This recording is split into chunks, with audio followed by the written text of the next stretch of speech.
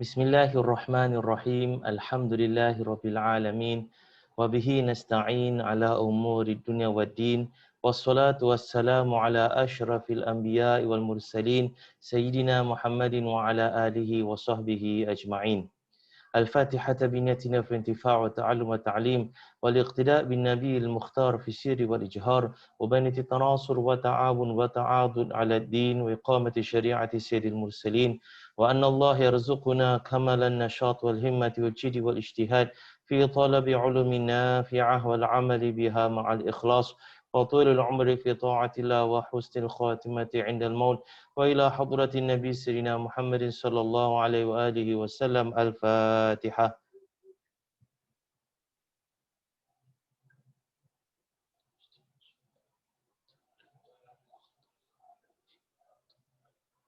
بسم الله الرحمن الرحيم الحمد لله رب العالمين اللهم صل وسلم على سيدنا محمد وعلى آله وصحبه أجمعين اللهم ارزقنا يا ربي فهم النبيين حفظ المرسلين وإلهام الملائكة المقربين في عافية يا أرحم الراحمين وصلى الله على سيدنا محمد وعلى آله وصحبه وسلم والحمد لله رب العالمين.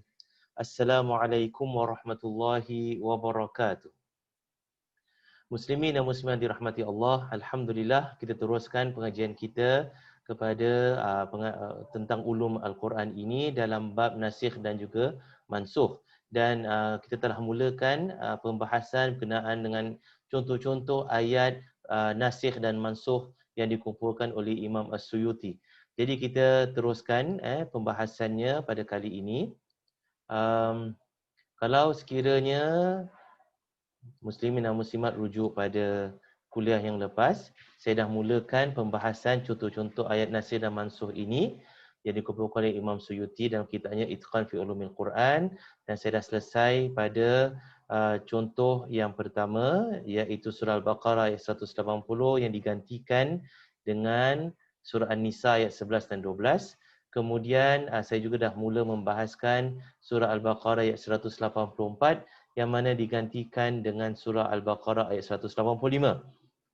Maka kita teruskan pengajian kita ini dengan contoh yang ketiga, iaitu surah Al-Baqarah ayat 183. Ayat 183, Allah Subhanahu wa taala berfirman, A'udzubillahi minasyaitonirrajim. Bismillahirrahmanirrahim. Ya ayyuhalladzina amanu kutiba alaikumus siyamu kama kutiba alal ladzina min qablikum la'allakum tattaqun. Sadaqallahul azim.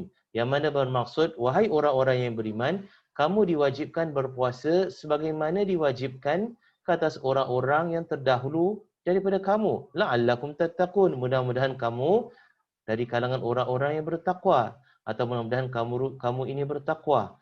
Jadi Allah Subhanahu wa taala pada ayat 193 ini, Allah Subhanahu wa taala mewajibkan umat Islam berpuasa seperti umat yang terdahulu. Dan umat yang terdahulu ini bila berpuasa, mereka kena tahan lapar dan dahaga daripada sebelum matahari terbit, iaitu apabila keluarnya fajar sehinggalah matahari terbenam. Dan selain daripada mereka tak boleh makan dan minum, mereka juga tidak boleh menggauli isteri-isteri mereka pada siang hari dan sampailah pada malam hari. Jadi puasa mereka ini adalah puasa yang mana malam hari boleh makan dan minum tapi tidak boleh menggauli isteri. Oleh kerana itu, sahabat bila baca ayat ini, sahabat merasakan yang hukum ini tak boleh menggauli isteri ini seperti mana terdahulu, umat terdahulu ini diguna pakai untuk umat Islam. Maka satu ketika ada seorang sahabat datang berjumpa dengan Rasulullah SAW dan mengadu kepada Rasulullah SAW, ya Rasulullah, dia kata saya telah binasa. Saya telah binasa. Maka bila dia tanya kenapa berkata sedemikian, maka sahabat ni berkata kerana semalam, iaitu ni pada bulan Ramadan, katanya semalam saya menggauli isteri saya. Jadi pada dia menggauli isteri pada waktu malam ni sama seperti menggauli isteri pada waktu siang. Maka Allah Subhanahu wa taala turunkan ayat 187 surah Al-Baqarah, tidak lama atau tidak jauh daripada ayat 183 tersebut, yang mana menjelaskan bahawasanya kewajipan berpuasa seperti mana umat-umat terdahulu ini tidak diguna pakai untuk perbuatan menggauli isteri. Jadi menggauli isteri ini hanya khusus tidak boleh dilakukan pada siang hari, tapi pada malam hari boleh. Ini terkandung dalam surah Al-Baqarah ayat 187, yang mana Allah Subhanahu wa taala berfirman, a'udzubillahi minasyaitonirrajim, uhilla lakum lailatas shiyam rafathu ila nisaikum. Dihalalkan bagi kamu pada malam hari puasa, iaitu malam hari, sama ada kamu puasa siang hari atau kamu puasa tu pada bulan Ramadan atau bukan bulan Ramadan, dihalalkan untuk kamu untuk menggauli isteri kamu, bercampur dengan isteri kamu, iaitu bersetubuh dengan isteri kamu pada malam hari. Siang hari tak boleh. Jadi pembatalan hukum tidak boleh menggauli isteri, bercampur dengan isteri siang dan malam, yang mungkin dapat difahami daripada ayat 183 surah Baqarah ini, dijelaskan dengan lebih lanjut dalam ayat 187 surah Baqarah yang mengatakan, boleh. Untuk menggauli isteri boleh. Makan minum boleh pada malam hari, begitu juga menggauli isteri juga boleh pada malam hari. Yang dilarang adalah pada siang hari, seperti mana dilarang untuk makan minum pada siang hari. Ini contoh yang ketiga. Seterusnya, firman Allah Subhanahu wa taala dalam surah Al-Baqarah juga, ini semua dalam surah Al-Baqarah ayat 217.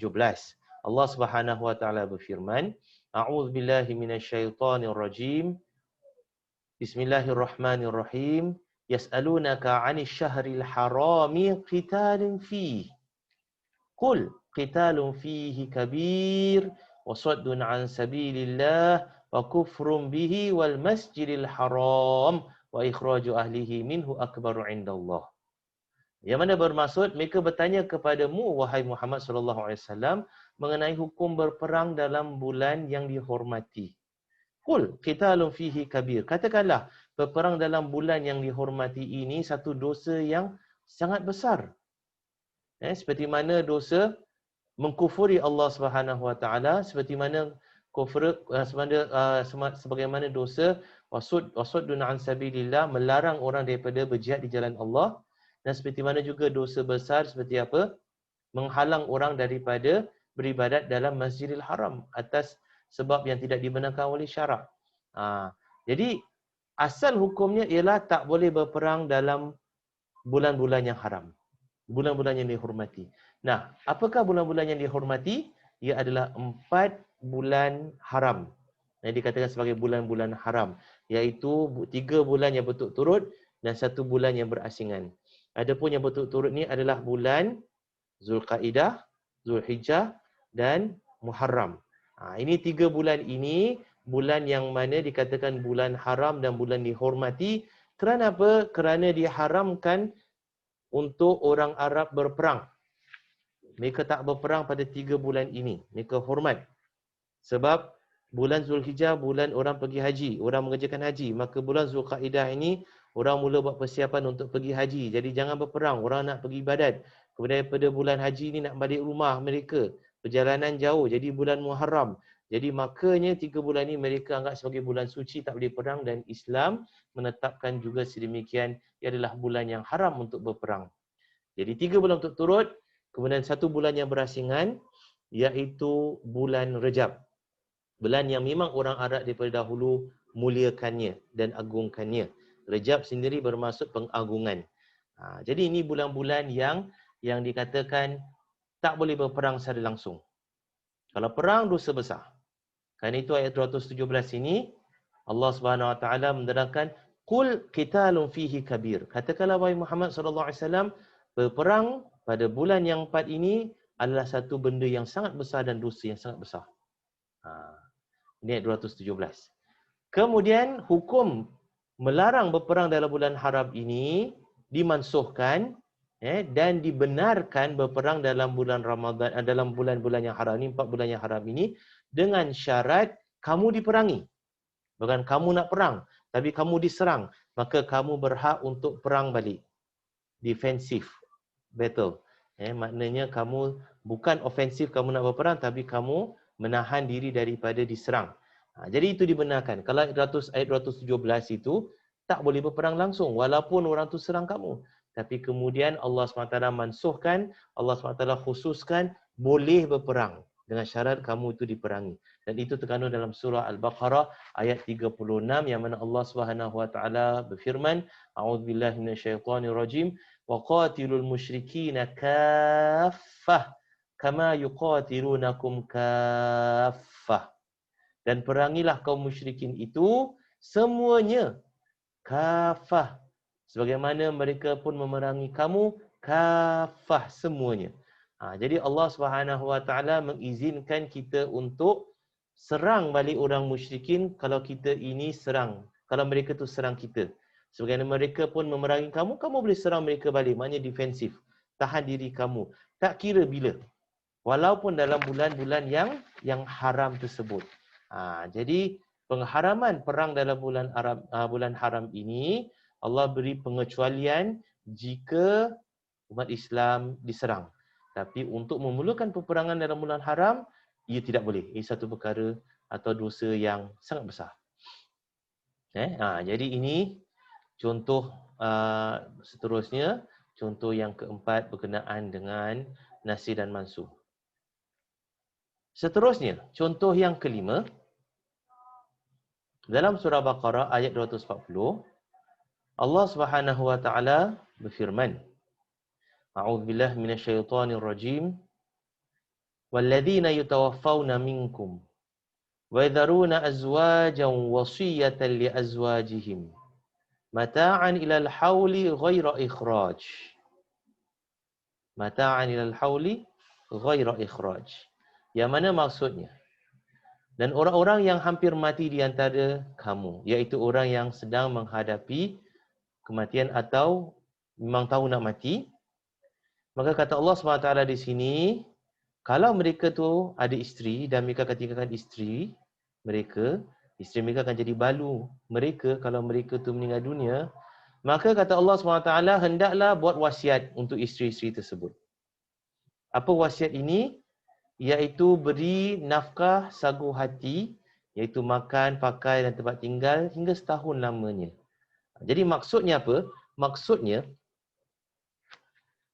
orang lelaki, suami, kalau dia rasakan dia akan pergi dahulu, hendaklah dia itu ketepikan sebahagian daripada hartanya yang mencukupi untuk isterinya hidup tanpa bekerja selama setahun. Jadi si isteri itu boleh relax kat rumah tanpa perlu cari nafkah, tanpa perlu orang tanggung makan minumnya. Selama setahun. Kenapa? Kerana suaminya dah tinggalkan bahagian untuk dia. Dan ini sebelum hukum faraid. Sebab bila datang hukum faraid, maka tak boleh beri wasiat kepada si isteri. Tidak boleh beri wasiat kepada isteri. Kenapa? Kerana isteri itu adalah ahli waris dan dia berhak untuk dapat bahagian dia daripada harta pusaka, iaitu 1/8. Jadi tak perlu lagi nak ketepikan wang untuk si isteri selama setahun.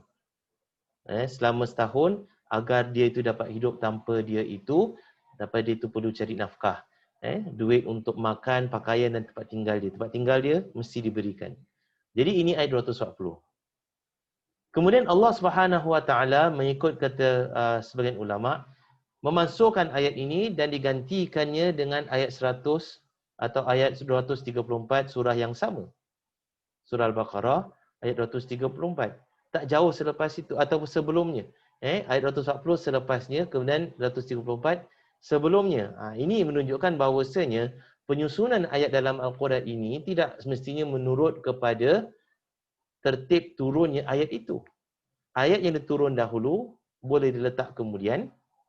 Ayat yang diturunkan kemudian boleh diletak dahulu. Jadi macam contoh ayat ini. Ayat 240 diturunkan dahulu, menerangkan tentang perlunya suami ketepikan wang sebanyak nafkah selama setahun untuk isteri, itu pada ayat 240. Kemudian dimansuhkan, diturunkan ayat selepasnya yang memansuhkan hukum ayat 240 ini, dan ayat itu diletakkan oleh Allah Subhanahu wa taala pada sebelum ayat 240. Jadi ayat 234. 6 ayat sebelumnya atau 7 ayat sebelumnya. Yang mana Allah Subhanahu wa taala berfirman dengan permulaannya sama juga. A'udzubillahi minasyaitonirrajim. Walladzina yutawaffawna minkum wa yadharuna azwaja yatarabbasna bi anfusihinna arba'ata ashhurin wa ashra. Jadi maksud ayat ni ialah apa? Dan orang-orang yang meninggal di antara kamu, iaitu yang hendak atau yang dah meninggal dunia. Kalau ayat sebelumnya orang yang nak meninggal dunia, dia tahu nak meninggal dunia, dia buat wasiat. Jadi ayat 234 ni ialah orang yang dah meninggal dunia, suami yang meninggal dunia dan ditinggalkan isteri dia, maka si isteri-isteri ini perlu menahan diri mereka selama 4 bulan 10 hari. Jadi tak ada kena lagi tentang nafkah. Dia hanya iddah kematian saja. Kenapa? Sebab nafkah isteri tersebut dah dijamin melalui bahagian dia daripada ilmu faraid. Jadi ayat 234 ini hanya sebut berkenaan dengan iddah saja. Jadi iddah wanita tersebut 4 bulan 10 hari, dia duduk di rumah, tak perlu dia kerja, cukup dengan apa yang ditinggalkan oleh suaminya daripada harta pusaka suaminya itu, kemudian lepas tu dia boleh keluar bekerja. Kalau dia nak. Untuk dia tampung kehidupan dia kerana dia perlu berdikari.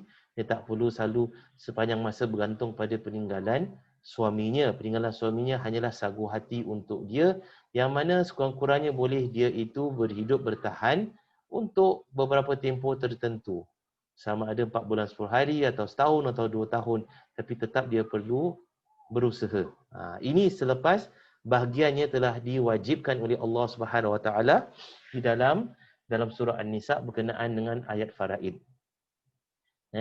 Jadi ayat 234 memasukkan ayat 240. Nah, kalau kita bandingkan antara dua ayat ini, kita dapati bahawasanya ayat ini berbeza dari sudut kandungan.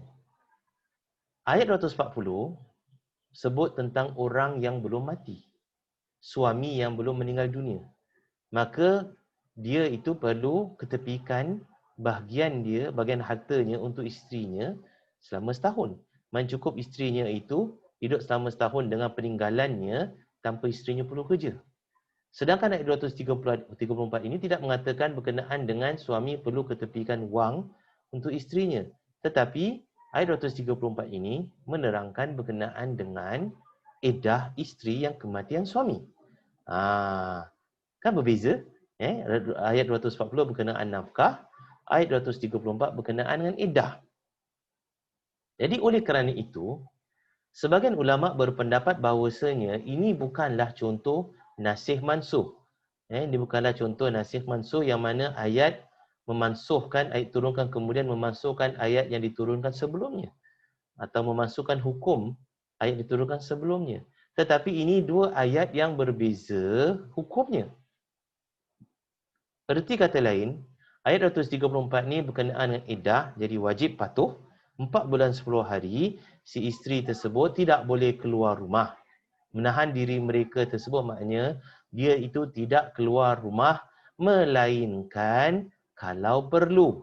Iaitu contohnya dah tak ada wang lagi nak tampung hidup dia, maka dia perlu bekerja. Ataupun dia memang bekerja dan dia tak boleh berhenti bekerja.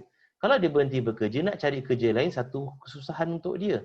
Jadi belum tahu dapat. Dan kalau dia berhenti kerja akan menyusahkan syarikat yang bayar dia gaji untuk bekerja tersebut. Jadi dia boleh terus bekerja. Kerana itu dianggap sebagai darurat. Dia bukan keluar suka-suka. Tapi keluar dia untuk bekerja tersebut hanya keluar pergi kerja dan balik kerja dan tak merayap sana sini. Kerana ad-daruratu tuqaddaru biqadariha dalam kaedah fikih. Maknanya darurat itu ditakdirkan atau dihadkan mengikut keperluannya saja. Jadi keperluannya untuk pergi kerja itu saja, itu daruratnya, maka jangan lebih daripada itu. Habis kerja dia kena balik rumah. Dia kena iddah dalam rumah. Jadi tak boleh keluar rumah kecuali dalam keadaan darurat ataupun tertentu ataupun terdesak. Seperti mana dia itu perlu pergi ke doktor kerana sakit. Jadi ini terdesak. Ada pun nak pergi majlis kahwin keluarga, kerana ada kadang-kadang cerita ini, si suami meninggal dunia, si isteri tersebut dalam keadaan iddah, tapi dalam tempoh iddahnya ada keluarganya sama ada anak saudara dia ke, sama ada anak dia sendiri ke, atau siapa di kalangan keluarga dia ke, yang ada majlis kahwin. Jadi kata, boleh tak saya keluar, pergi datang majlis kahwin tersebut. Persoalannya ialah, adakah darurat untuk dia keluar ke majlis kahwin keluarganya? Darurat ke tak? Darurat maksudnya kalau tak keluar, dia akan membawa kesusahan dalam dirinya, dalam kehidupannya. Kalau sekiranya keluar menghadiri majlis kahwin itu satu darurat, iaitu kalau tak keluar, makanya nyawanya terancam, orang ugur dia, awak tak pergi majlis kahwin, awak mati. Jadi dia wajib keluar, kerana nak selamatkan nyawa dia. Tapi kalau dia itu tidak ada darurat, maknanya kalau tak keluar, orang pun faham dia tak keluar. Dia baru kematian suami, dia itu dalam keadaan iddah, dan orang expect dia tak pergi majlis kahwin. Dan orang tak marah pun kalau dia tak pergi majlis kahwin. Maka tak ada keperluan, tak ada darurat untuk dia pergi kepada majlis kahwin tersebut. Dia wajib taat pada perintah Allah Subhanahu Wa Taala dalam Al-Quran ayat 100, ayat 234 ini, surah Baqarah, untuk dia beriddah duduk dalam rumah dan tak keluar tanpa ada keperluan yang dibenarkan oleh syarak. Okay. Jadi tambahan daripada tak boleh keluar rumah, dia juga tidak boleh memakai pakaian yang cantik-cantik. Maknanya di dalam keadaan berkabung. Nak pakai pakaian cantik itu nanti selepas diiddah, kalau sekiranya dia memang hendak mencari pasangan baru. Dia tidak boleh bersolek, make up. Dia tidak boleh pakai wangi-wangian. Jadi dia tu dalam keadaan berkabung atas kematian suaminya selama 4 bulan 10 hari menahan dirinya. Dan ini juga tempoh untuk memastikan yang dia itu tidak mengandung. Sebab kalau dia mengandung dan dia berkahwin ketika waktu iddah, maka nanti akan timbul persoalan kandungan dia tu anak siapa? Anak isteri, anak suami pertama yang dah meninggal dunia, baru meninggal dunia, ataupun suami kedua yang baru kahwin dengan dia tak lama selepas suami pertama meninggal dunia. Jadi syubhah, anak itu nasab dia syubhah, nak binkan kepada siapa? Jadi oleh kerana itu, nak pastikan kandungan dia itu tidak ada, maka selama 4 bulan 10 hari, seperti iddah cerai hidup, 3 kali bersih atau 3 kali haid, iaitu selama 3 bulan, ini lebih lama sedikit, tambahan 1 bulan 10 hari, pastikan rahimnya suci. Dan kalau ada kandungan, maka semua orang tahu ni kandungan adalah anak kepada suami dia yang telah meninggal dunia tersebut. Ini antara tujuannya untuk beriddah. Tapi orang kata, kalau sekiranya wanita tu dah tua, takkanlah kita nak cakap iddah ni pasal dia tu mengandung atau tidak. Ini memang tak boleh mengandung lagi. Jadi kenapa perlu ada iddah 4 bulan 10 hari? Kalau dah tua, maka ceritanya lain. Dia bukan kerana dia itu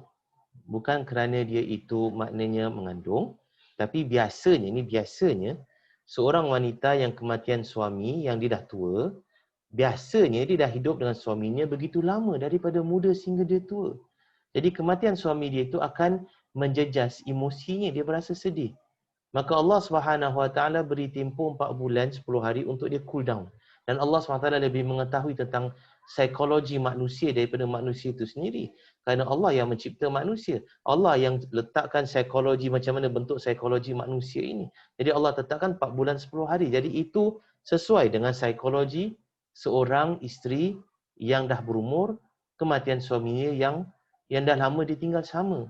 Kadang-kadang si isteri ini tinggal lebih lama dengan suaminya daripada ditinggal dengan ibu bapanya. Mungkin ditinggal ibu bapanya hanya 20 tahun, 25 tahun. Tapi ditinggal dengan suaminya 25, 30 tahun, 35 tahun. Bayangkan kalau seorang wanita tu kahwin, umurnya 25 tahun. Kemudian suaminya meninggal ketika umur isteri ini 65 tahun. Berapa lama ditinggal bersama dengan suami dia tu? 40 tahun lama. Jadi lebih lama dia tinggal dengan suaminya daripada tinggal ibu bapanya. Jadi kesan kematian suami itu sangat besar, impact yang sangat besar daripada dirinya. Jadi perlukan masa untuk meredakan kesedihan dalam dirinya. 4 bulan 10 hari. Jangan keluar, duduk kat rumah, bacalah Quran untuk suami, kemudian zikir pada Allah Subhanahu Wa Taala dan sebagainya. Jadi kalau kata orang cakap, tidak, dia baru kahwin. Dia dah berumur pada kahwin, suami dia meninggal dunia. Jadi takkan nak iddah 4 bulan 10 hari, dia tak ada attachment sangat emosi dengan suami dia. Suami dia memang dah tua. ataupun dia tu masih muda, kan, dan suami dah tua, memang tak boleh menghamilkan dirinya, suami dah tua tak boleh menghamilkan dirinya. Dan dia pun bila dia tinggal dengan suami mungkin tak sampai setahun suami dia meninggal dunia. Jadi mengapa perlu edah? Dia perlu keluar cari suami yang baru. Di sini kita perlu tahu bahawasanya hukum yang Allah turunkan adalah untuk kebanyakan manusia. Bukan untuk khusus manusia-manusia dengan kes-kes tertentu. Kalau hukum Allah turunkan ini berbeza mengikut kes, maka hukum Islam ini banyak sangat. Macam undang-undang pula. Tebal nanti Quran tersebut. Quran pun tak cukup mengandungi segala hukum. Kalau situasi begini, begini hukumnya. Kalau situasi begini, begini hukumnya. Oh, susah. Jadi Allah turunkan hukum tu, dia applicable, dia diguna pakai untuk umum, ramai orang. Jadi kalau kes-kes tertentu pun awak kes tertentu, awak ikut hukum yang sama. Awak ikut hukum yang sama. Walaupun secara logiknya tidak perlu pada dirinya, tapi ini dalam konteks apa? Ketaatan kepada Allah Subhanahu Wa Taala. Ketaatan pada perintah Allah dan tidak ubah perintah Allah mengikut akal fikiran manusia yang terhad ini. Kerana kalau kita ini fikir secara logik semua hukum dan nak ubah hukum, maka jadilah agama kita ini agama tersendiri, bukan agama Islam. Jadi si A ikut pemikiran dia, dia ubah hukum agama Islam ikut pada kesesuaiannya. Dan si B pun ubah hukum Islam ikut kesesuaiannya. Jadi dua agama yang berbeza, bukannya agama Islam lagi. Agama Islam yang satu menyatukan ini tidak lagi, maka dia berbeza antara satu orang ke satu orang. Jadi kita ikut kepada hukum yang umum. Contohnya, solat mesti berdiri. Tapi ada kes orang tak boleh berdiri. Ada orang tak boleh diri. Ataupun orang tu penat sangat. Dah penat, saya dah kerja 1 hari, saya dah tak boleh diri lagi. Nak suruh saya solat diri juga. Jawapan dia ialah awak tetap kena solat diri juga. Kenapa? Kerana hukum solat berdiri ini adalah umum untuk manusia secara umumnya. Majoriti manusia boleh berdiri dan mereka ketika solat tak penat. Awak juga ada masa-masa awak tak penat, awak berdiri. Jadi masa awak penat tersebut adalah keadaan tertentu khusus yang mana tak boleh ubah hukum yang umum. Sebab kalau Allah nak turunkan hukum yang khusus untuk setiap keadaan, tak akan habis. Orang kata bagaimana pula saya penat berlari. Bagaimana pula kalau saya penat hanya berdiri. Bagaimana pula kalau saya ni sakit lutut, saya diri macam gitu. Jadi banyak sangat kes akan menyebabkan agama ini kacau bilau. Memeningkan. Jadi kalau Allah dah tetapkan wanita tu iddah 4 bulan 10 hari. Walaupun seorang wanita, seorang isteri tu muda, baru kahwin dengan orang yang dah tua, dia tetap iddah. Walaupun tujuan iddah untuk pastikan adanya rahimnya bersih itu tak diguna pakai, tak applicable untuk diri dia lagi. Walaupun tujuan iddah tu untuk meredakan kesedihan dalam hati si isteri yang telah lama tinggal bersama dengan suami yang dah tua tersebut itu, tak applicable pada dia kerana dia baru tinggal bersama, maka tetap dia itu kena ikut hukum yang umum, iddah 4 bulan 10 hari juga. Jadi kita boleh anggap atau dia boleh anggap diri atau dia anggap keadaan dia tu hukum tu adalah satu ujian untuk dia sama ada dia benar-benar taat kepada perintah Allah tanpa dia banyak tanya dan cuba nak ubah hukum kanan dan kiri. Ataupun dia jenis yang mana suka seperti kaum yang lain ubah hukum Allah ikut kesesuaian akal pemikiran. Ini satu perkara yang sangat bahaya dan berdosa sebenarnya. Jadi iddah si isteri tersebut 4 bulan 10 hari untuk meredakan emosi kalau dia dah lama tinggal dengan suaminya. Orang bertanya, orang kata, ya betul nak redakan kesedihan si isteri, tapi isteri tu nak redakannya dengan nak keluar rumah. Kalau duduk rumah dia lagi lihat, oh ni barang suami dia ni, ni barang suami dia tu, oh ni barang suami dia ini. Dia tak boleh terganggu pemikiran dia. Macam mana keadaannya? Baik, pertama sekali, iddah wanita itu perlu dalam rumah yang ditinggal bersama suami dia. Dia tak keluar pada rumah tersebut. Tetapi kalau dalam keadaan rumah itu menjejas emosi dia, menjejas mental dia, kesihatan mental dia, dia tak boleh nak tenang. Kerana setiap satu yang dilihat sudut tu dia nampak suami dia, maka dia lagi rasa sedih, tak boleh reda. Ketika ini dia jatuh dalam keadaan darurat. Maka perlu dibawa keluar ke tempat lain yang boleh redakan emosi dia tersebut, kesedihan dia, kurangkan kesedihan dia selama 4 bulan 10 hari. Pergilah rumah anak, pergilah rumah mana-mana yang mana boleh redakan pemikiran dia tersebut. Tapi untuk dia bersiar-siar, oh saya perlu redakan pemikiran saya perlu pergi melancong, saya nak pergi Australia, nak pergi apa, tak boleh. Itu bukan jalan keluarnya. Kerana saya dah katakan tadi dalam kaedah fikir, ad-darurah tuqaddaru biqadariha, darurat itu ditentukan atau dibataskan dengan hadnya, keperluannya sahaja. Jadi keperluan untuk redakan, minimum apa yang diperlukan untuk redakan ialah dia tinggal tempat lain, maka tinggal tempat lain. Dan selama dia tinggal tempat situ 4 bulan 10 hari lah dia tidak keluar. Contohnya katakan seorang wanita, dia ada anak-anak dia dah tinggal overseas. Dia hanya di Singapura dengan suami dia. Suami dia meninggal dunia. Sekarang dia nak kena edah. Kalau dia edah dalam rumah suami dia tersebut, tak ada siapa yang nak bantu dia. Anak dia tak boleh tinggal kat Singapura. Anak dia perlu pulang ke negara asing tersebut nak teruskan kerja. Jadi siapa nak tengokkan dia, makan minum dia, nak hiburkan hatinya, nak redakan kesedihan dia, sedangkan dia keseorangan dalam rumah yang dia tinggal bersama suaminya tersebut. Ketika ini, kalau dia memang tak boleh tahan tinggal dalam rumah tersebut dan tak ada siapa nak bantu dia, maka ini dah keadaan darurat, maka dia boleh ikut anak dia pulang, tinggal kat luar negara, kerana perlu ada seseorang untuk lihat keadaan dirinya, untuk pantau keadaannya, untuk jaga makan minumnya. Itu keadaan darurat, jadi dibenarkan. Kalau tidak ada keperluan, maka si wanita tu iddah 4 bulan 10 hari. Jadi, sebagian ulama mengatakan ayat 234 ini khusus untuk iddah. Tak ada kena dengan nafkah. Nafkahnya dah dijamin 1/8 dalam faraid. Bagaimana pula ayat 240? Maka ulama yang kata tak ada nasih dan mansur dalam dua ayat ini mengatakan bahawasanya ayat 240 ini berkenaan dengan nafkah, maka ia sebenarnya satu perkara yang digalakkan, bukan wajib. Bukan wajib. Isteri memang dah dapat 1/8 bahagiannya, dah digaranti oleh Allah Subhanahu Wa Taala. Dan 1/8 tak semestinya cukup untuk setahun. Kalau si isteri itu maknanya keperluannya banyak, maintenance tinggi, ataupun si suami itu miskin, 1/8 itu tidak cukup. Maka ayat 240 ini mengikut pandangan sebagian ulama, ia adalah satu galakan untuk si suami, pastikan kalau kamu meninggal dunia wahai suami, kamu tinggalkan atau kamu dah agihkan, kamu dah berikan sebelum kamu meninggal dunia ini harta yang mencukupi untuk isteri kamu hidup selama setahun. Jangan tunggu kamu meninggal baru dia berpindah milik. Kerana kalau tunggu meninggal dia pindah milik, itu jatuh hukum faraid. Maknanya kamu kena beri sebelum kamu meninggal dunia. Kamu kena letakkan ke tepi wang. Ini wang khas kamu punya.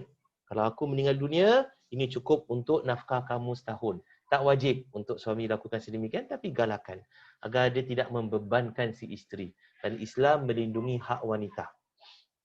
Islam melindungi hak wanita. Jadi si isteri ini, kalau dia itu lepas 4 bulan 10 hari, dia nak keluar, walaupun dia ada nafkah selama setahun, itu tak menjadi masalah. Edah tetap 4 bulan 10 hari, dia tak ada kena ayat 234 dan 240 ini. Ayat 234, edah 4 bulan 10 hari. Ayat 240, galakan untuk suami untuk ketepikan wang selama setahun untuk isteri. Jadi, isteri boleh gunakan wang tersebut selama 4 bulan 10 hari tanpa dia perlu bekerja. Lepas 4 bulan 10 hari, dia nak keluar, nak bekerja, nak cari nafkah, nak apa-apa semua, itu tambahan bagi dia.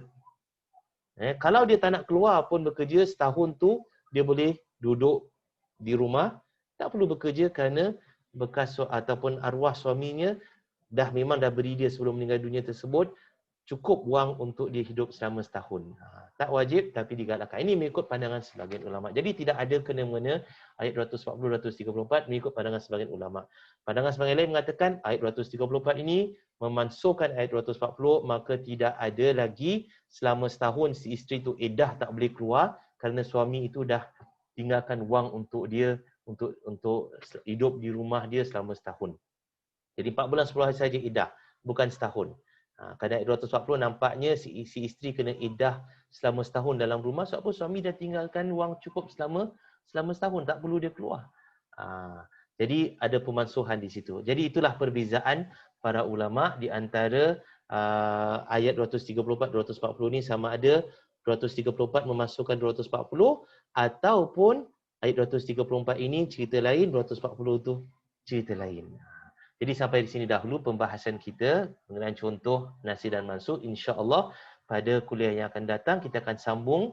Semula kita akan bahaskan lagi seterusnya contoh-contoh ayat lain dalam Al-Quran yang mana terdapat nasi dan mansukh mengikut pandangan para ulama. Wallahu a'lam bissawab. Al-Fatihah hadratin Nabi Sayyidina Muhammadin sallallahu alaihi wa alihi wasallam wa ila arwahil muslimin wal muslimat wal mu'minin wal mu'minat. Sya'unillahi lahumul Fatihah.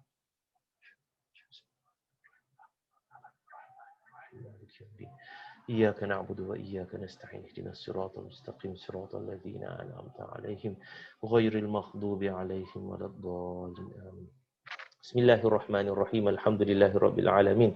Allahumma shalli wa sallim ala sayidina Muhammadin wa ala alihi washabihi ajma'in.